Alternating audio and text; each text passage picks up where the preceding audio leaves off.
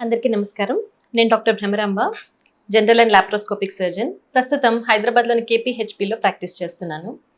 ఈరోజు మనం gall బ్లాడర్లో stones గురించి కొన్ని ముఖ్యమైన విషయాలు తెలుసుకుందాం. గాల్ బ్లాడర్ అంటే దీన్ని తెలుగులో పిత్తాశయం అని, పసరతిత్తి అని అంటాం. ఇది బాడీలో, శరీరంలో కుడివైపున పక్కటెముకలకి కిందిగా ఉంటుంది. ఇది లివర్లో తయారయ్యే జీర్ణ రసాలన్నిటిని కూడా ఈ పసరతిత్తి అనే దాంట్లో నిల్వ ఉంటాయి. మనం ఆహారం తీసుకున్న ఆహారం చిన్న ప్రేగుల్లోకి వచ్చినప్పుడు ఈ పసరతిత్తి అనేది కాంట్రాక్ట్ అయ్యి, అంటే ఇలా సంకోచించి ఇందులో నిల్వ ఉన్న జ్యూసెస్ అన్నీ కూడా చిన్న ప్రేగులోకి రిలీజ్ అవుతాయి. అవి డైజెషన్కి ఉపయోగపడతాయి. ఇది సాధారణంగా జరిగే ప్రక్రియ. ఈ ఏదైనా కారణం వల్ల ఈ గాల్ బ్లాడర్ ఎంప్టీయింగ్ అనేది తగ్గిందనుకోండి, అంటే దాని కదలికలు తగ్గాయి అనుకోండి, అందులో ఉండే జీర్ణరసాలన్నీ కూడా స్టేసిస్ అయిపోతాయి. అంటే అదే విధంగా కదలకుండా నిల్వ ఉండిపోతాయి. అంటే లాంగ్ అవర్స్ ఫాస్టింగ్ చేసే వాళ్ళకి, అంటే ఆహారం తీసుకోలేదనుకోండి, రిలీజ్ చేయాల్సి రాదు.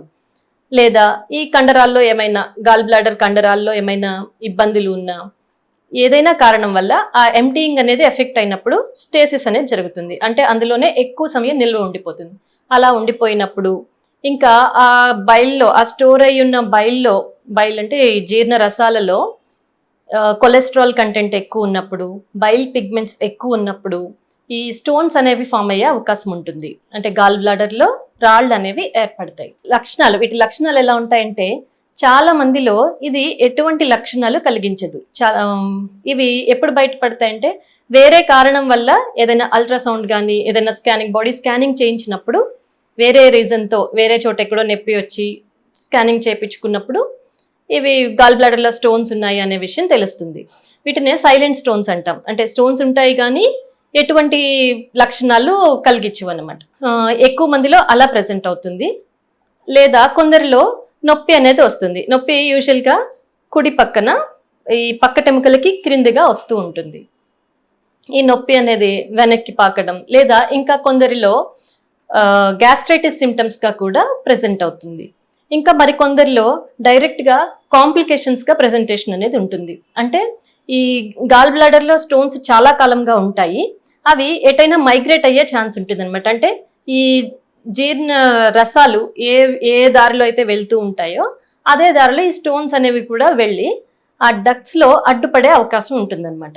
ఈ గాల్ బ్లాడర్ నుంచి చిన్న పెగుల్లోకి వెళ్లే దారిలో ఈ లివర్ నుంచి వచ్చే డక్ట్స్ కూడా కలిసే ప్లేస్ని కామన్ బైల్ డక్ట్ అంటాం. ఈ కామన్ బైల్ డక్ట్లో స్టోన్స్ ఏర్పడచ్చు. లేదా ఈ ప్యాంక్రియాస్ నుంచి క్లోమగ్రంథి అనేది ఉంటుంది ఈ లెఫ్ట్ సైడ్కి, అవి కూడా చిన్న పేగులోకి కలుస్తాయి. ఆ డక్ట్ని కూడా ఇవి బ్లాక్ చేసే అవకాశం ఉంటుంది. అలా ఉన్నప్పుడు ప్యాంక్రియాటైటిస్ అనే కాంప్లికేషన్ వచ్చే అవకాశం కూడా ఉంటుంది ఈ గాల్ స్టోన్స్ ఉన్న వాళ్ళలో.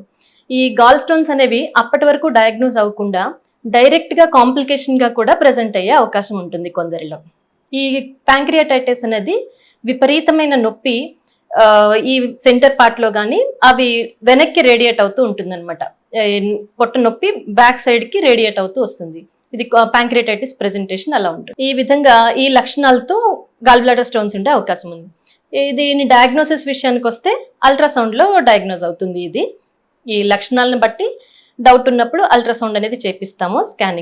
ఈ స్కానింగ్లో ఎన్ని ఉన్నాయి, స్టోన్ సైజ్ ఎంత ఉంది, గాల్ బ్లాడర్ వాల్ ఎలా ఉంది, అంటే ఏమైనా ఉబ్బి ఉందా, ఎడిమా అంటాం, ఏమైనా గాల్ బ్లాడర్ వాల్ వాచి ఉందా, ఇన్ఫెక్ట్ అయి ఉందా, గాల్ బ్లాడర్ చుట్టూ ఏమైనా నీరు చేరిందా, కలెక్షన్స్ ఏమైనా ఉన్నాయా, ఇవన్నీ కూడా మనకి స్కానింగ్లో తెలుస్తాయి, అల్ట్రాసౌండ్ స్కానింగ్లో. ఒకవేళ అల్ట్రాసౌండ్ స్కానింగ్లో ఈ గాల్ బ్లాడర్ స్టోన్స్ అనేది కన్ఫర్మ్ అయిన తర్వాత ట్రీట్మెంట్ విధానం ఎలా ఉంటుంది అంటే, సిమ్టమ్స్ ఉన్న వాళ్ళకి సర్జరీ ఇండికేట్ చేస్తాం. అంటే సర్జరీ తప్పనిసరిగా చేయిస్తాం. సిమ్టమ్స్ లేకపోయినా కూడా కొందరిలో సర్జరీ అవసరం పడుతుంది. అదెవరికి అంటే, స్టోన్ సైజు దాదాపుగా 20 mm కంటే ఎక్కువ ఉన్న వాళ్ళకి, ఆడవాళ్ళకి, అంటే కాంప్లికేషన్స్ వచ్చే అవకాశం ఎక్కువ ఉన్న వాళ్ళకి ముందుగానే ప్రొఫైలాక్టిక్గా సర్జరీ చేయించుకోవడం బెటర్. ప్రస్తుతం పెయిన్ లేకపోయినా సర్జరీ చేయించుకోవడం బెటర్ అని చెప్తామన్నమాట. అది ఎలాంటి వాళ్ళకి అంటే, 3 కంటే ఎక్కువ స్టోన్స్ ఉన్న వాళ్ళకి, స్టోన్ సైజు 20 mm కంటే ఎక్కువ ఉన్న వాళ్ళకి, ఆడవాళ్ళకి 55 సంవత్సరాల లోపు ఉన్న ఆడవాళ్ళకి, ఒబిసిటీ అంటే ఊబకాయం ఎక్కువగా లావుగా ఉండే వాళ్ళకి, ఇంకా ఇమ్యూనిటీ తక్కువ ఉండేవాళ్ళు, అంటే షుగర్ వ్యాధి ఉన్న వాళ్ళకి, వీళ్ళకి కాంప్లికేషన్స్ వచ్చే అవకాశం ఎక్కువ. అంటే ఇప్పుడు వదిలేసినా కానీ ఫ్యూచర్లో పెయిన్తో ప్రజెంట్ అయ్యే ఛాన్సెస్ బాగా ఎక్కువ ఉంటాయి. ఇలాంటి వాళ్ళకి డయాగ్నోజ్ అయిన వెంటనే ఎలెక్టివ్గా, ఎమర్జెన్సీ కాదు అప్పుడు కూడా, మీరు ఎలెక్టివ్గా సర్జరీకి రెడీ అవ్వడం మంచిది అనేది అడ్వైస్ చేస్తాం. దీనికి సర్జరీ ఎలా ఉంటుంది అంటే గాల్ బ్లాడర్ని పూర్తిగా తొలగించడం జరుగుతుంది సర్జరీ ద్వారా. ఇది లాప్రోస్కోపీలో చేసుకోవచ్చు. పొట్ట మీద 4 చిన్ని హోల్స్ పెడతాం, 2 1 సెంటీమీటర్వి, ఇంకొక 2 1/2 సెంటీమీటర్, కీ హోల్ సర్జరీ అంటాం. ఈ 4 హోల్స్ ద్వారా సర్జరీ అనేది పూర్తయిపోతుంది. ఈ ఇంకొక డౌట్ ఏంటంటే కిడ్నీ స్టోన్స్ లాగా స్టోన్ ఒకటి రిమూవ్ చేయడానికి అవుతుందా అని చాలా మంది అడుగుతూ ఉంటారు. అలా ఉండదండి. గాల్ బ్లాడర్లో స్టోన్స్ వచ్చాయంటే గాల్ బ్లాడర్ మొత్తాన్నే రిమూవ్ చేయాల్సి ఉంటుంది. ఎందుకంటే స్టోన్స్ ఒకటి రిమూవ్ చేస్తే విత్ ఇన్ నో టైం అవి మళ్ళీ ఫామ్ అయిపోతాయి. ఆ గాల్ స్టోన్స్ అనేవి మళ్ళీ తయారయ్యే అవకాశం చాలా ఎక్కువ. కాబట్టి గాల్ బ్లాడర్ మొత్తాన్నే తొలగించాల్సి ఉంటుంది.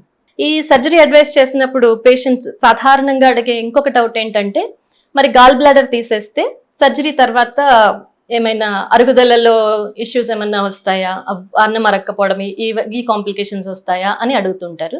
అలా ఏం ఉండదు. ఎందుకంటే ఈ గాల్ బ్లాడర్ అనేది జస్ట్ స్టోరేజ్ ఆర్గన్. లివర్లో ప్రొడ్యూస్ అవుతాయి, మనకి తయారయ్యేవన్నీ కూడా జీర్ణరసాలు లివర్లో తయారయ్యి ఈ గాల్ బ్లాడర్లో నిల్వ ఉంటాయి.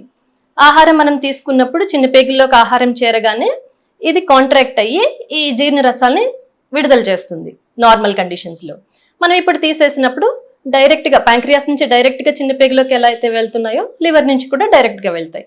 కాబట్టి అరుగుదలలో ఎటువంటి ఇష్యూస్ కూడా ఉండవు.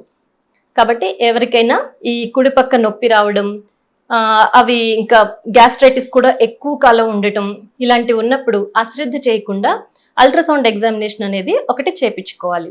ఆర్ జనరల్ సర్జరీ ఒక కన్సల్టేషన్ అనేది తీసుకోండి. అలా తీసుకోవడం వల్ల ఎర్లీగా డిటెక్ట్ అవుతాయి, కాంప్లికేషన్స్ బారిన పడకుండా ఉంటారు.